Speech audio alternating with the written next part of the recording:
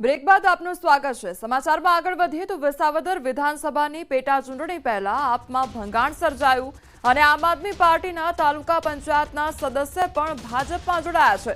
ભાજપના સહપ્રવક્તા હિતેન્દ્ર પટેલનું નિવેદન સામે આવ્યું છે। આમ આદમી પાર્ટીના સદસ્યો ખુલીને ભાજપને સમર્થન કરી રહ્યા છે। આમ આદમી પાર્ટીના કાર્યકરો અપક્ષમાં પણ ઉમેદવારી કરી રહ્યા છે। અનેક નેતાઓ આમ આદમી પાર્ટી છોડી રહ્યા છે તો ભાજપના વિકાસને જન સમર્થન મળી રહ્યું છે। પેટા ચૂંટણીમાં ભાજપની જીત નિશ્ચિત છે તેવું કહ્યું છે। આમ આદમી પાર્ટીના ઉમેદવાર ગોપાલભાઈ ઇટાલિયાના સાથી ભેસાણ વિસ્તારના ડોક્ટરે પણ ત્યાંથી અપક્ષ ઉમેદવારી કરી છે।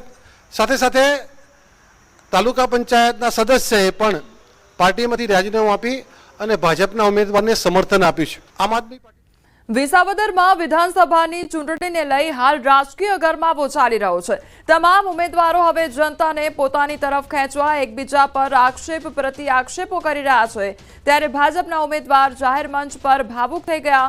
ભેસાણ કાર્યાલય ઉદ્ઘાટન પ્રસંગે પોતાના પર થયેલા આક્ષેપોને નકારતા તેમને નિવેદન આપ્યું અને કહ્યું કે હું ઝેર પીને મરી જાઉં પણ એક રૂપિયો ખેડૂતોનો જિંદગીમાં ન ખાવ।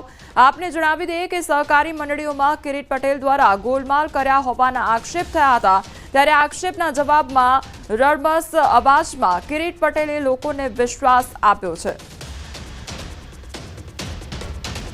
આક્ષેપ કરનારાઓને મારે જવાબ આપવો છે કે હું ઝેર પીને મરી જાઉં પરંતુ ખેડૂતોનો એક રૂપિયો જિંદગીમાં ન લો।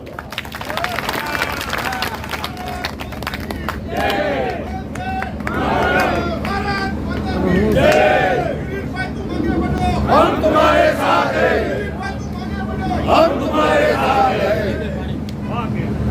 आवा छेतरपिंडी करनारा लोको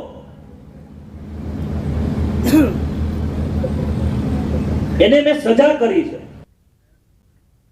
ईवीएम અને બેલેટ પેપરના સમયમાં બનાસકાંઠાના એક ગામમાં જૂની પરંપરાથી સરપંચની પસંદગી કરવામાં આવી।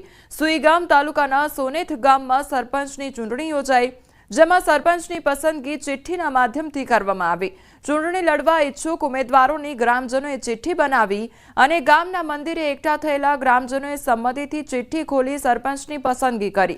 ગામમાં એકતા જળવાઈ રહે તે માટે આ પ્રકારનો નિર્ણય કરવામાં આવ્યો।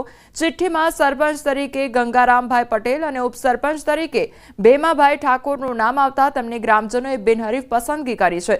નોંધનીય છે કે બિનહરીફ થયેલા બંને લોકો અગાઉ સરપંચની ચૂંટણીમાં હારી જતા ગ્રામજનોએ સોનેત ગામનું પ્રતિનિધિત્વ કરવાની તેમને તક આપી તો ગામની આ એકતાને લોકો આવકારી રહ્યા છે।